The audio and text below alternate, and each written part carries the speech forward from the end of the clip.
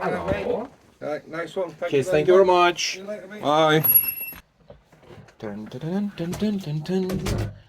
Dun, dun, dun, dun, dun, dun.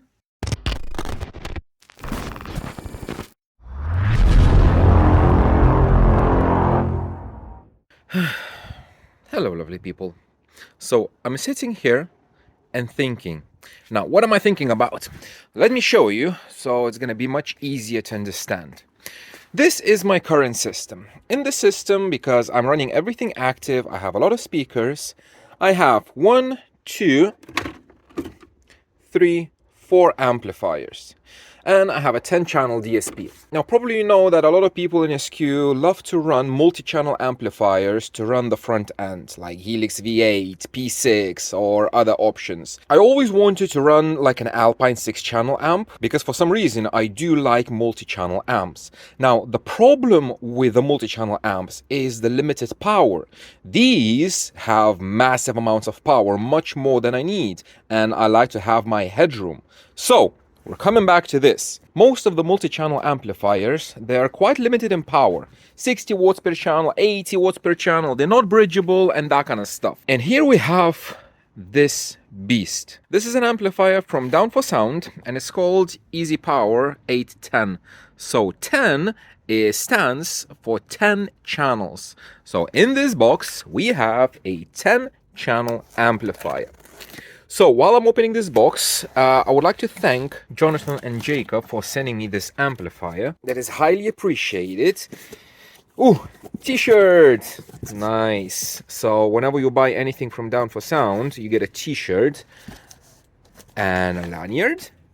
Nice, t-shirt and a lanyard. That's very, very cool. So, by the way, I do have an affiliate link. I'm going to put it in the video description. So if you're going to buy anything from Down4Sound, considering to use that affiliate link with the code RAWCAT88, so if you're going to buy through that link, a few pennies are going to drop into my account. That would be highly appreciated of you. What else? What is that? A voltmeter. Wow, okay. So I just bought like loads of voltmeters because I do need them for my car. So that is great. And another box. So a box in a box. I'm going to try to use only one hand. Oh my god, it's heavy. I don't know how much it weighs. And a sticker. So me, for sure, I'm not going to put anything on my car, like sticker-wise, because I try to keep it as bad-looking as possible, just so that nobody would steal anything from it. So I did went, because these amplifiers have all of these colors, and a lot of people like all the flashy and everything. Like Justin, DIY audio guy, I think he's a purple. So I opted for titanium, because black looks kind of boring, because everything is always black, and all the other ones, me personally, I don't like the flashy colors. Another box. Oh my gosh. Okay. So I opted for titanium version because sorry, I cannot do one hand. There we go. I cannot do the one hand. So I opted for titanium because it looks very, very cool. Oh man, it looks amazing. Yeah, let me remove this one. There we go. It's extremely difficult to handle everything with one hand because this thing is very heavy. So we have a manual. Thank you very much. We have some cables, which is cool. So we're gonna go through all of this. This video is gonna be unboxing and my just general impressions. We're gonna go through all connections, see what's what kind of thing is that, and how to kind of use it. And then what I'm planning to do, I'm gonna put it on my Quant Asylum audio analyzer, and we're gonna be checking the distortion measurements, THD. I will not check the amp dyno because that's not what I do. I will be checking how clean this amplifier is, because I guarantee it's not gonna even touch my Alpine V12s, because those are the cleanest amplifiers. And this is not supposed to be a clean amplifier. Maybe I phrased it wrong. It's not supposed to be super high-end SQ amplifier. This is 10 channels of raw power, and if it's gonna be clean enough, it's gonna be clean enough, because in this form factor, to fit that many channels. Let's actually check. Does it say in the manual? Yeah, there we go. So I know that we can trust these because all the amp dynos that I watched of Down4Sound amplifiers, they do make much more power than it's actually claimed. So let's have a look. Okay, 150 watts. I think that's a typo. It should be all 8 channels. So it should be 150 watts in 8 channels. plus 2 channels of 600. That's into 4 ohms. For these 2 less channels, if you bridge it and use it on a 2 ohm, that's going to be 2670 watts. So basically on 2 ohms, this is like Smart 3, the Taram Smart 3 that I currently have and run for my sub. And this amplifier is perfect for me because it has same or more power than I currently have in this small little package. So I will be running 6 channels on my front end. Then I'm gonna bridge one channel 7 and 8, and I'm gonna have 480 watts for my front subwoofer, and then I'm gonna bridge the last 2 channels on 2 ohms, and that's gonna be twice as much power as I actually need. Now according to this, we have signal to noise 75, which is not that much, and THD is less than 0.1. so these numbers, we're gonna check them actually, and not on one single wattage but throughout the whole range. So if you haven't seen any of my videos where I do amplifier measurements, watch those. I do have a video made how to understand those measurements, but this amplifier is gonna go through all the testing that they do in the factory basically. Now, I'm the person that I don't care about boxes. Whatever is written on the box, it doesn't matter. We're gonna trust the actual data, but we're gonna have a look at this. So what's included? We have these pigtails and we have this. So this is the cable that is going to be for the controller base knob, which I would imagine is going to be here, because I saw these, that they look like mini amplifiers.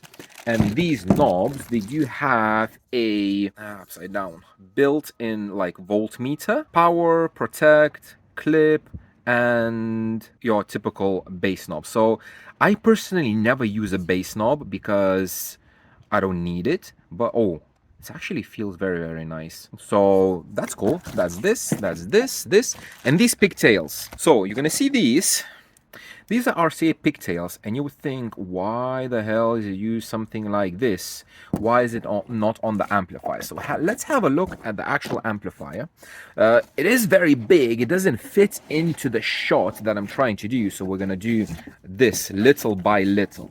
Okay, on this side, we have power terminals, which are dual inputs, and we have the last channels 9 and 10, which are the most powerful one for the subwoofer channel. Now, I'm really interested is, do these are the same, or one of them is for the 8 front channels and the other one is for the subwoofer, because I think this amplifier is going to have 2 power supplies, but we're going to have a look. So that's one side. Okay. And this is the other side. So on this side, we do have these inputs instead of the RCAs. So if I'm going to take one of those pigtails, if you just pop it in like that. So these are typical Molex connectors. You can buy them, and probably I will buy them because I will want to make custom RCAs that would go directly from the amplifier directly into the DSP without using another RCA cable. So if I would have like a DSP right here in front of it, I just need very short runs that terminate with these Molex connectors. So I'll need to buy these and basically plug it in, and you have your RCAs into the amplifier. Just because there's no space. You can see everything is so crammed together. There's no space for physical RCA plugs. Now this, as you see, very typical connectors, and these, I like them. I had them on, I don't remember which amplifier had these. They're kind of angled, and whenever you put a cable with a ferrule especially, these bite down on an angle, and your cable is basically impossible to take it out unless you break the actual cable or the terminal. Now, one thing that you noticed, okay, here so we have gain, gain, gain, gain, gain. So one thing that you probably noticed, that something is missing on this amplifier. And what's missing is all the crossovers.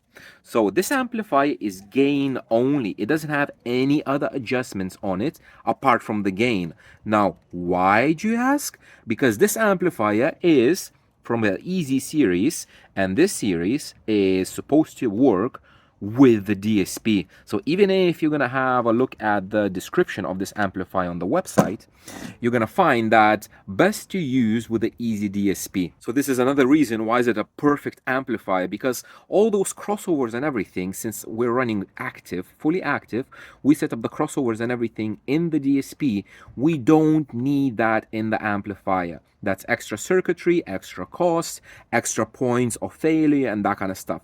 So for active, you don't need it at all. And as well for the lights, we have power protection, clip in and clip out. So clip in is if you're clipping the inputs, which is great to see, because if you're using a DSP like mine, which is a Helix, the Helix DSP gives out 8 volts on the RCAs.